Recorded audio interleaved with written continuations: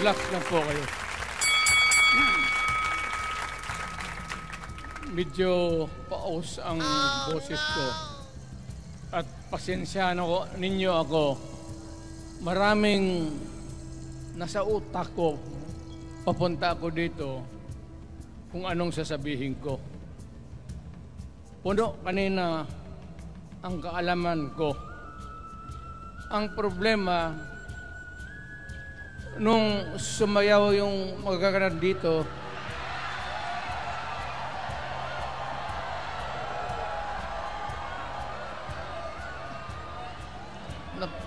nakalimutan ko. Matanda na rin kasi ako. Ano ito? Meeting de avance? Alam mo, nung unang panahon, wala naman tayong kamuang-muang, wala naman tayong kalaban, wala namang nagagalit sa atin. Pumunta ang Espanyol at inagaw ang ating lupa, hinirang. For 400 years, nagtiis ang Pilipino, subjugated by foreigners. Then, during the American and Spanish War, natalo ang Espanyol at napunta ang ating bayan sa Amerika. Anak ng grabe ang tiis ng Pilipino, yung mga lolo natin, kung gaano na lang sila pinahirapan. Alam mo noon, kung hindi ka magsimba, ay may mga pare nandyan, they know the history of Christianity. Alam mo noon, kung hindi ka magsimba, 10 palo sa katawan mo. You doubt my... Ayan si Father Ibasco, Chief of Staff ko sa City Hall. Siya yung NPA leader doon sa Libungan, may plenum ang komunista. Itong mga sundalo natin, nandito sa harap ko, nahuli yan si Ibasco. At ako naman ay fiscal noon, pumunta ako sa Katitipan para i-administer ko yung oath niya, yung statement niya kung totoo o hindi. Pagkatapos noon, sabi ng mga sundalo, Piskal, papatay namin itong 2 pare. Father Tison, Waray, pati si Father Ibasco. Bumaba yan sila sa Visayas para makiksapalaran sa NPA. Sabi ko, wag, kasi pare yan. Puta, alam mo, ang Diyos nandyan eh. Kung ito lang naman yan ang prinsipyo, ideolohiya, hindi naman kriminal yan, kidnapper o puser. Sabi ko, kulungin na lang ninyo. So, sa matagal na panahon, sulat siya ng sulat kay Cory. Eventually, na-release yan sila lahat.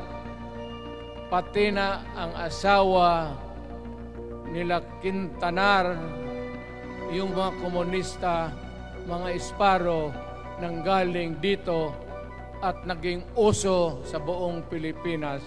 Yung pagpatay,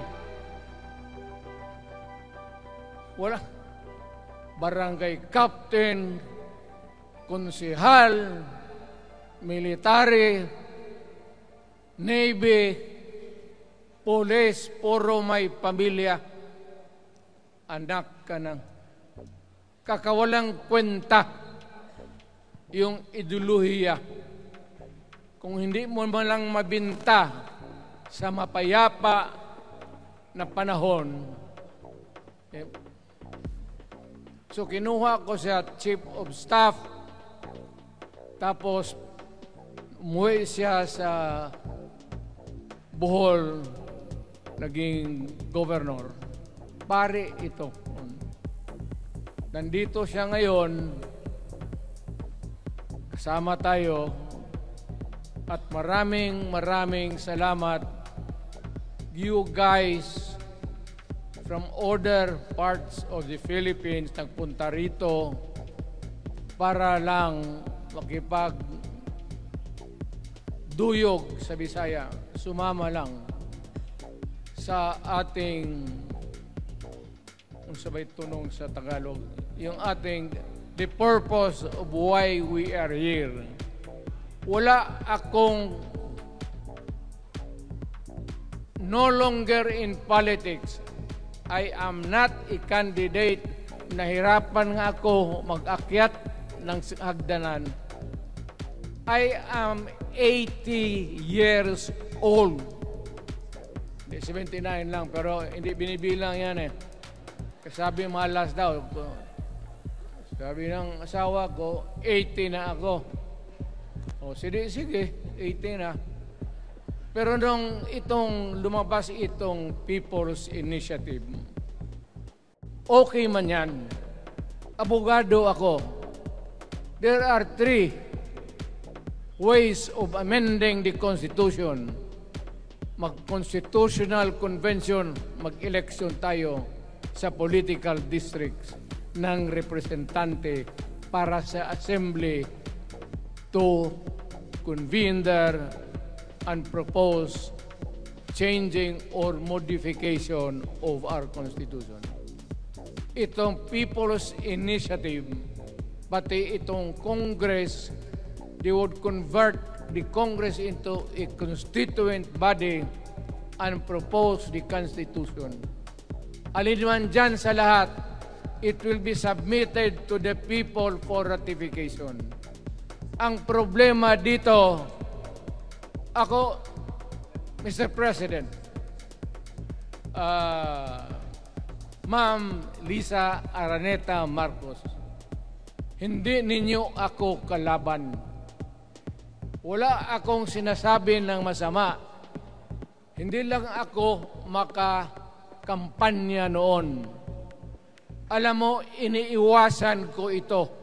Itong panahon na ito talaga ang iniwasan ko kasi mapipilitan ako ngayon magsalita laban ng mga tao sa gobyerno. Alam mo,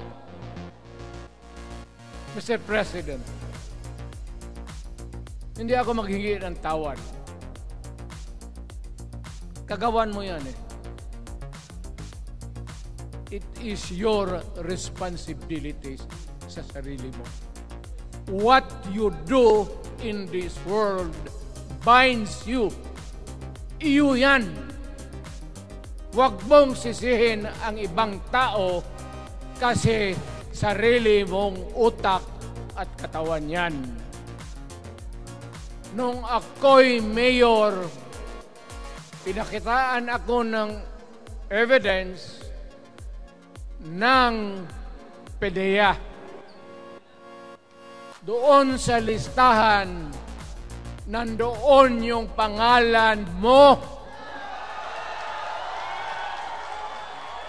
Ayaw kong sabihin yan kasi magkaibigan tayo. Kung hindi magkaibigan, magkakilala. Ikaw pumapasok kayo ng alanganin. Mr. President, baka susunod ka sa dinaanan ng tatay mo.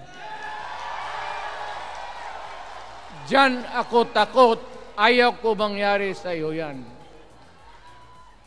Pabor lang, ako namang nagmamakaawa kasi it will divide the nation at madugo itong panahon na ito. Alam mo, Mr. President, sabihin ko maya sa tao kung ano ka. Noong unang panahon, hindi tayo puro Bisaya nagkita-kita doon sa Luzon. There was a community of Filipinos. Galing Visayas, galing Ilonggo, galing Waray, galing Mindanao, galing Hulo, galing Lanao, Cebu, Samar, at Taas, Pampanga, Apare. Nagkita-kita yung mga minono natin. Kasi hinawakan tayo ng Espanyol, pati Amerikano. Nung dumating ang panahon na tayo'y nagkaharap na, sabi ng mga lolo natin, ano ang gawain natin sa bayan natin? Pwede ba tayong magbarangay-barangay lang o magkaisa tayo? Di na bale, iba-iba ang salita natin. It was agreed by the Filipinos then of all walks of life, Ma-Ilocano, Ma-Cebuano, mga taga Mindanao, they agreed to form a constitution. Alam mo, yung constitution parang bahayan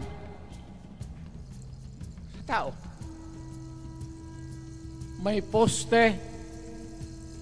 Sabi natin, maggawa tayo ng magandang opisina where we can meet and talk about the destiny of this country.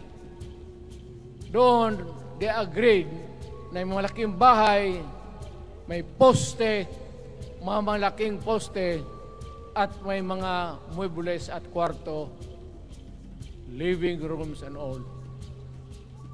Ang usapan na from time to time, lumalaki na ang bayan at magdagdag tayo ng mga opisina sa mga opisyal.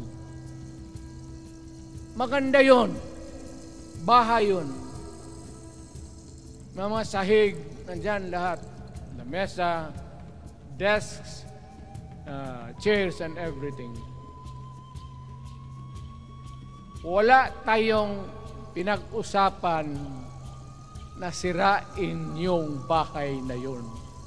It was intended for posterity at inabot sa atin yung konstitusyon na yan.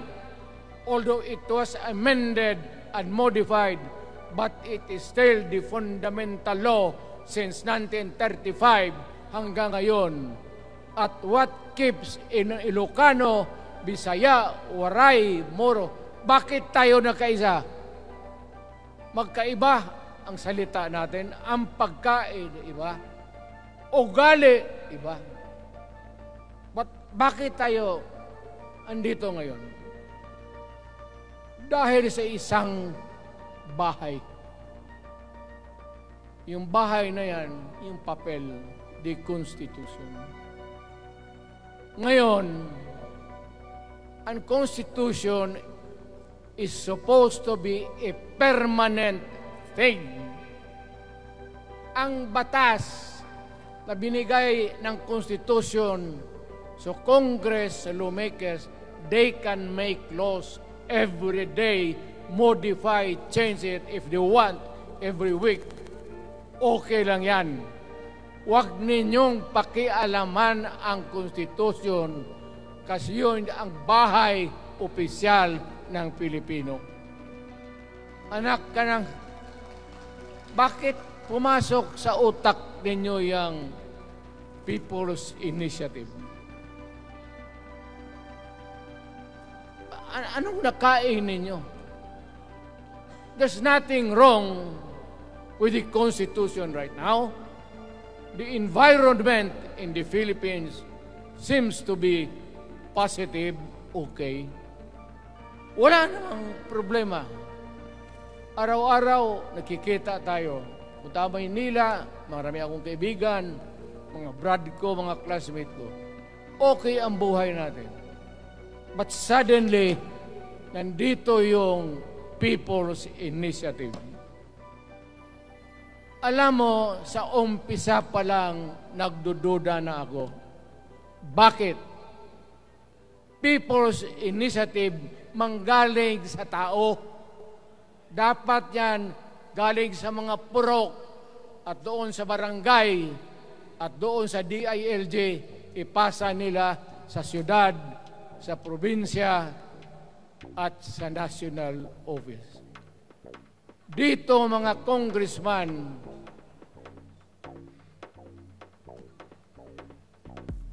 alam ninyo, kung magkaletse-letse ang buhay na ito, sabihin ko sa military, sirahan ninyo yung Congress. Magastos, nagbabayad tayo, nag-usek-usek sa kwarta. Sige pamayad para People's Initiative. So, what is the motivation? Galing ba sa puso ng tao yung pinipirma niya? Hindi yung pirma yung petition para ito, kaming nagsipirma dito,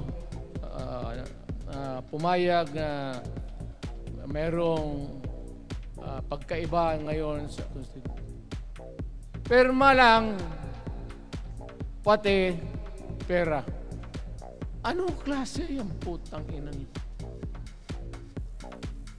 Ganon na lang ang tingin ninyo sa Pilipino. Pagka ganon, maghiwalay-hiwalay na tayo. Kayong taga Luzon, pumunta na yan sa Mindanao, mag-declare na lang tayo ng independence separate. Bakit? Binababoy ninyo ang bayan natin. Ako naging presidente. Ako naging mayor. Ako naging congressman. Ang sinasabi ko sa inyo, putang ina.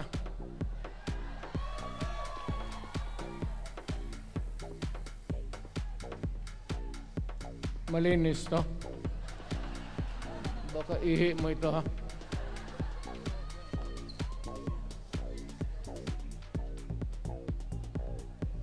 Nakakaubos talaga ng laway itong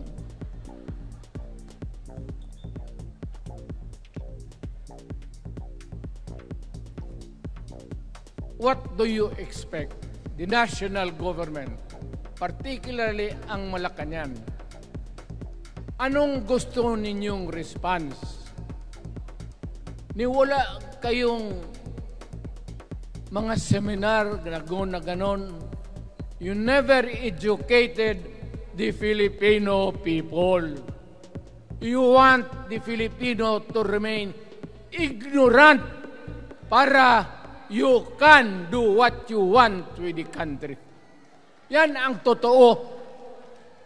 Kasi ginagago ninyo para walang alam ang taong bayan.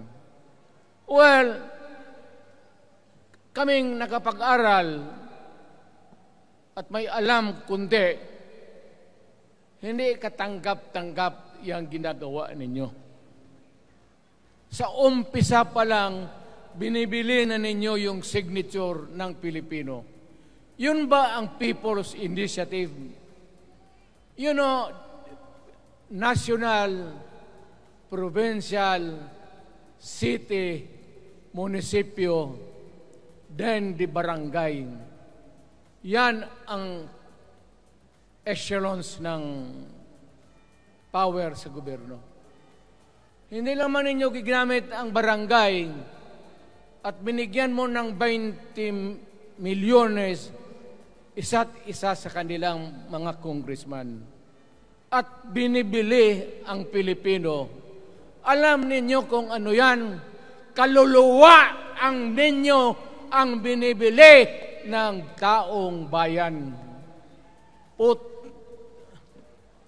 Hindi ako mapayag ng ganon. Nakapag-aral ako, hindi naman ako ignorante. Bakit ka mag-people's change? Ang problema ninyo, ganito. Hindi pa, pauna.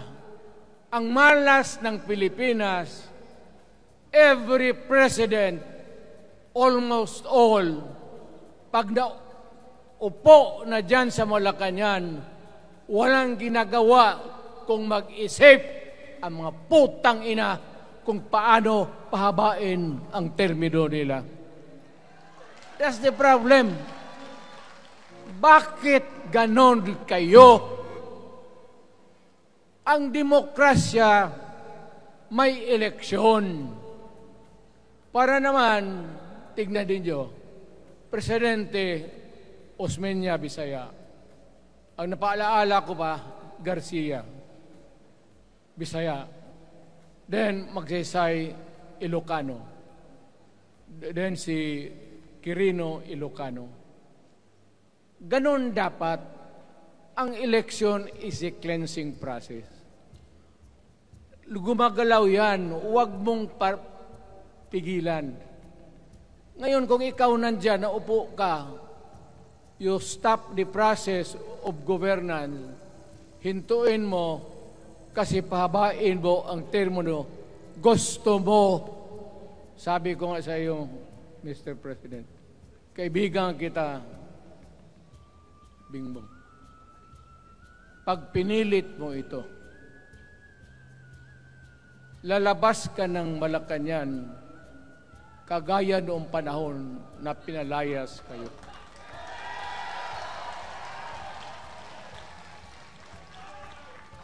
Alam ninyo, kung hindi na talaga ito mapigilan, nandyan ang military pati police, makinig kayo. Pag-aralan ninyo kung ano yung pinapakain nila sa taong bayan. At pagka nakita ninyo kung ano ang mali, you correct it. Nasa inyong kamay na yan. Ganito yung plano. Presidential, tapos parliament. Ang presidential, lahat kayo, ako, ikaw, lahat, hanggang doon, nagboboto, direct vote to elect a president. Itong parliament, prime minister lang ang magboto, yung mga assembly who are the congressmen now. Putang ina ninyo, wala akong tiwala sa inyo. Wala kayong prinsipyo, bukang pera kayo lahat. Yan ang totoo. Kaya gusto ko,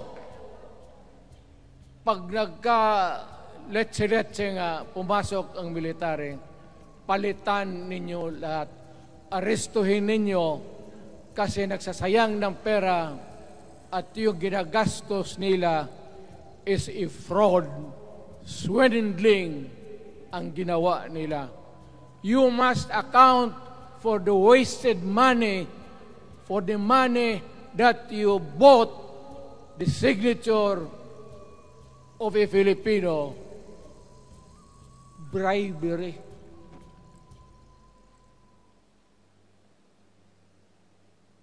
Magdasal lang kayo. If by the grace of God, mabalik ako,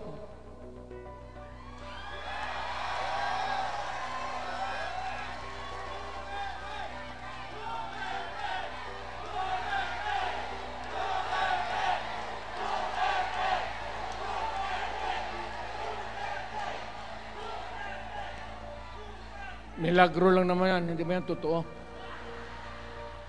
Utang ina ko, mabalik ako, arestuhin ko kayo lahat for the swindling of the Filipino people. You committed fraud.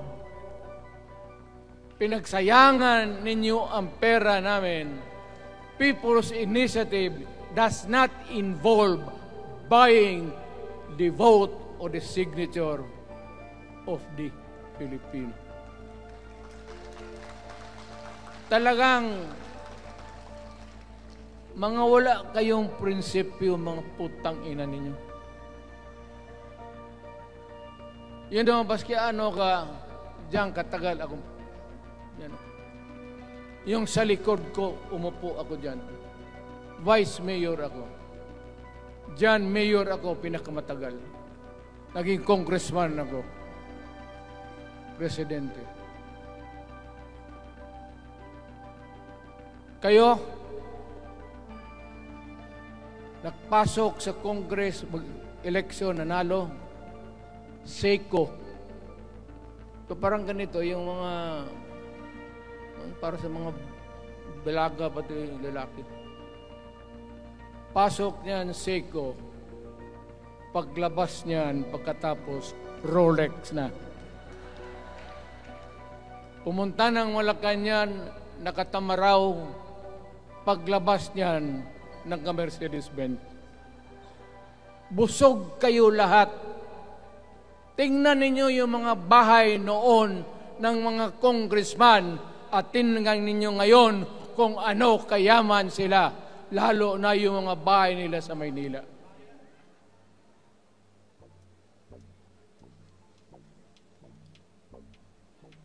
Wala kayong masabi sa akin. Alam mo bakit diretsahan ako magsalita?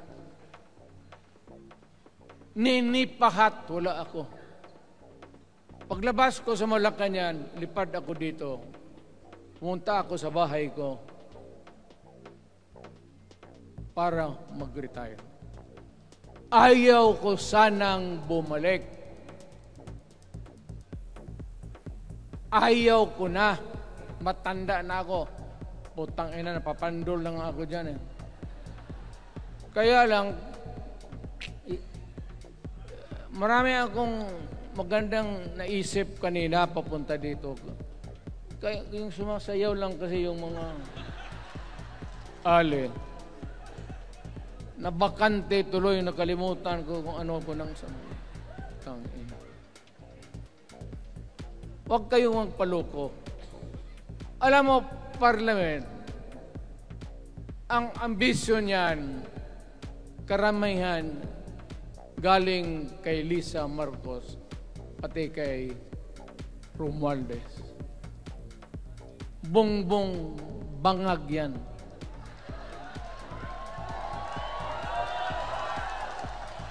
That's why sinasabi ko na sa inyo ngayon, si Bongbong Marcos bangag noon, ngayong presidente na, bangag natin ang presidente. Kayong mga military, alam ninyo yan. Lalo na yung nasa Malacanang. Alam ninyo. The Armed Forces of the Philippines, alam ninyo. May drug addict tayo na presidente. Putang inang yan. Ayun ang bakit ako nagkaroon ng kaso ng ICC. Sabi nila, pinapagpatay ko raw yung mga drug user at drug addict. Mabutit na lang, wala na ako sa pwesto, baka kasali ka pa. No, Mr. President, pinilit ninyo kami. Kayo yung sa Bisaya, kinikitoy mo yung Pilipino. You are testing the waters. Not even. You are, pushing to the limits ang pasensya ng Pilipino. Wag na wag mong gawin yan. Huwag mong gawin yan, huwag mong ituluyan kaya magkagulo. Pag hindi namin napilitan kayo sa mga rallies, sa aming mga boses, ang sentimento namin, ako'y Sinasabi. Sinasabi ko sa military. Nag-hemorrhage ang bayan, gastos dito ng gastos doon. Tapos kung mag-speech, ang pinag-usapan ang putang inang pobreng Pilipino. Gastos dito, gastos doon. Mga military, maawa kayo sa bayan. Pag hindi namin kaya, gawin na ninyo. Gawin ninyo, kawawa yung Pilipino. Alam mo, presidente, tapos mag-parliament, tumatakbo ng assemblyman o congressman niya si Sandro, tapos ipasok nila sa assembly, gawain nilang prime minister. Yan nga ang sakit ng Pilipino. You want to perpetuate yourself in power at the expense ng buhay ng bayan. Mabuti sana kung bright kayo.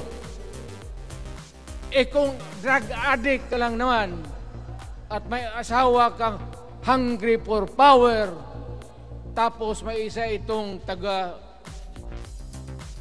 Leyte, gusto siyang mag-prime minister at gawin niya itong bongbong, diyan ka lang, ako ang bahala.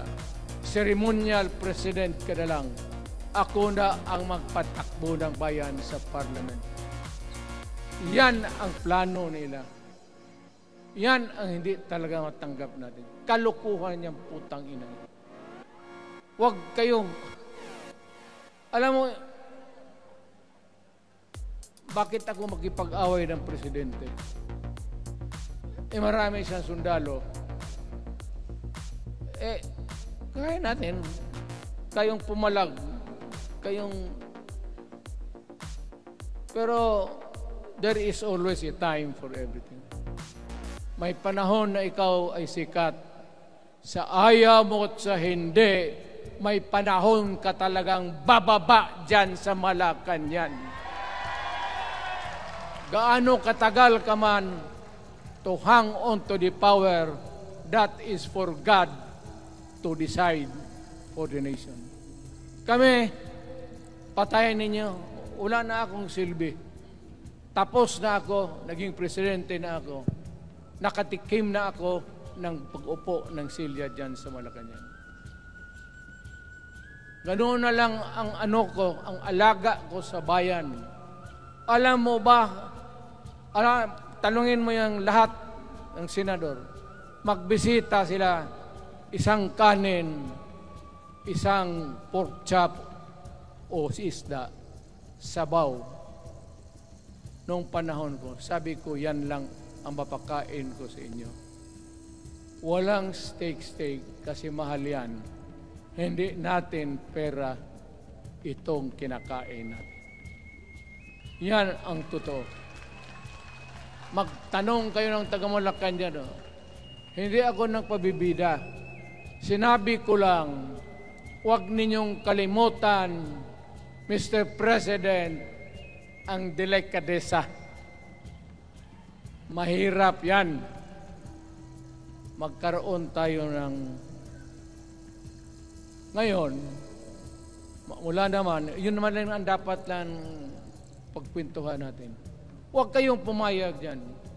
Binabastos kayo. Anong bakit? Bakit nadalhin tayo sa parliament? Anak ka na. So pag doon, kontrolado na nila, pati yung anak na assured na maging... Yan nga ang mahirap eh. Lahat na maging presidente, ang pamilya nila, walang inisip kung hindi paano titira dyan hanggang sa matapos ang panahon. May I remind you, itong election, papalit-palit ito. Para sa lahat, mayroong Ilocano, may Bicolano, may Bisaya. Hindi mo pwedeng suluhin yan. The election is a cleansing process. It does not, it's never the intention of whoever wrote the Constitution na ikaw, isang Pilipino, taga Paway, taga Batangas, taga Davao, ikaw, Rodrigo Duterte, nandiyan ka na, huwag ka nang umalis. It was not the intention of the lawmakers. Demokrasya tayo, Mr. President. Huwag mong kalimutan na isang term ka lang pagkatapos bababa ka na. Pag ayaw mong bumaba, utang ina magkagulo ang bayan, sabihin ko sa inyo. Ngayon, nakikinig kayong mga military. Gusto niyong iwasan ang dugo? Kayo lang ang makapigil nito. Putang ina, pigilan mo yung kalukuhan na yan. Pagka hindi itong rally na ito, it will multiply all over the Philippines and there will be trouble. Kami, ako ang nauna kasi galit ako. Dumaan ako ng presidente. Not even for a minute did I think or was thinking of extending my term even for one day. Nung natapos ako sa araw na yon, bumaba ako, sumakay ako, lumipad ako dito sa dagat. Ikaw, Mr. President, hintayin mo yung 6 year, kalimutan mo na yung kay Romualdez, kasi yan ang magpahamak sa iyo. At maraming magagalit sa iyo, pati na ang militar. Kaya hindi na ako magtatagal. Yun lang ang dasal ko. Reject. Protect the Constitution. I am calling now the armed forces and the PNP. Protect the Constitution. Trabaho ninyo yan. Huwag ninyong kalimutan. Kami, inyong dapat, you should worry about the nation. The millions of Filipinos. Huwag kayong mag-isip lang ng isang pamilya. Putang ina.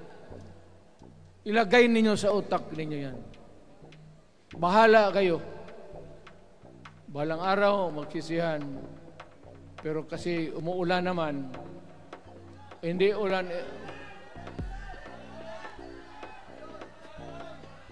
Hindi, shower lang yan doon sa Malacanang, ginagawa nila, pasirit doon.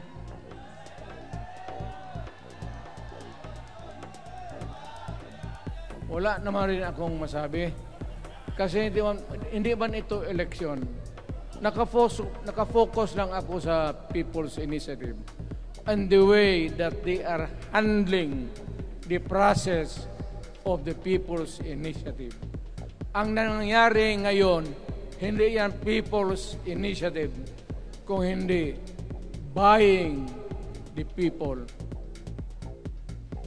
for their signatures. Pag-umpisa pa lang, bayaran na. At maniwala ka ng konstitusyon, lalabas yan maganda. Kung pira-pirahin lang tayo. Balang araw, wala na ako sa buhay. Maybe 10 years, 5 years from now.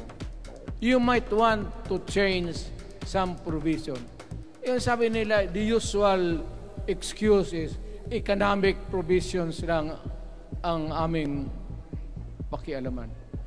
Putang ina, huwag kayong maniwala dyan sa mga yawa na yan. Puro kasing sinungaling ang mga ulol. Alam mo, pag nagtawag ka ng Constitutional Convention through People's Initiative or when you open the Constitution, hindi mo pwedeng limitahan ang powers na yan. It's unlimited. Kung ano ang gawain nila at kung ano ang utos ng may pera, kung bayaran sila, ipagbili talaga tayo. Ipauhanin na lang ako, nagkangi ako ng may mga congressman dito. Ito yung matitino. Nandito si Congressman Alvarez. Pumunta talaga siya. Hindi mo kasi niya ako hinayaya. Kapupunta sana ako ng Tagum. Para lang ako galit talaga. Bakit po putang ina? Sige. Bakit? Bisaya pa makumutan ko na imong naong. Magharap ka sa akin, ginawa ko yung mukha mo. Bakit? Bakit bigyan mong problema ang Pilipino? Ano ang kasalanan ng Pilipino at gumagastos kayo, binibili milyon ng milyon, kayong mga congressman, putang ina, istapa yan. Swindling yan. Kaya sabi ko, by a stroke of fate, nabalik ako dyan sa Malacanang. Kayong lahat, kagaya ng Marcelo, ng tatay mo, Bongbong. Kayong lahat, congressman, nandoon kayo sa Krame. Ipasok kayo ng 2 taon para leksyon ninyo. Hindi ka maleksyon ng kalukuhan ninyo. Wala. Hindi pa nga naayos ang kati. Ano bang, what's wrong with the Constitution? Tell me. Kung hindi yung inyong ambisyon. The real purpose itong constitutional changes sa People's Initiative is really to perpetuate those who are in power. Yan na lang ang ganyan ninyo. Marami akong sabihin, maybe kung patayin nila ako, putukin yung aeroplano, wala na tayong magawa. Ngayon kung sino, alam mo na kung sino, yung sa Malacanang, yun ang aristuhin ninyo. Sila nag-umpisa ng kaguluhan ito. Ladies and gentlemen, I am very thankful na nandito kayo, mga Tagalog, Bisaya at taga-Maynila. And I hope that we will continue to love our country. Magbigay sila na pera, tanggapin ninyo, pera ninyo yan. Hindi ba ninyo na sa isip ninyo? Bigyan kayo ng 1,100, tanggapin mo, pera ninyo yan. Pati yung sa bulsa nila, kinakain nila, at pinagbili ng bahay kung saan-saan, pera ninyo. So, make sure na bago kayo lumabas lang naman sa mundong ito, may panahon lahat, mamatay tayo. Mag-iwan kayo ng isang prinsipyo. Sabi ninyo sa mga anak ninyo, tinanggap ko yung pera kasi pera natin ito, ibili natin pagkain. Pero yung prinsipyo natin, huwag natin ipagbili. Yan ang iiwan mo sa mundong ito para sa mga anak ninyo. At yan ang dadalhin mo sa langit. Pagka sinabi ni San Pedro, anong nagawa mo? May ginawa ako para sa bayan. Tapos magsabi San Pedro, ano pa? Yung mga ibang bagay na ginawa mo, mga kasalanan, mga kabit, ganun. Sabihin mo kay San Pedro, San Pedro, nandito ako sa langit para makipag-isa sa Diyos. Pag hindi ka tumahimik, yung manok mo, hawakan ko, ilambus ko yan sa ulo mo. Putang ina ka. Buksan mo yung puwertahan at papasok tayo, magkita-kita tayo sa langit. Lahat kayong hindi nabili, sigurado ako, langit kayo. Kaya basing anong kasalanan niyo, okay na yan. May guarantee na kayo yung passes. Mahalaga yan as a matter of principle. Prinsipyo sa tao. Maraming salamat po.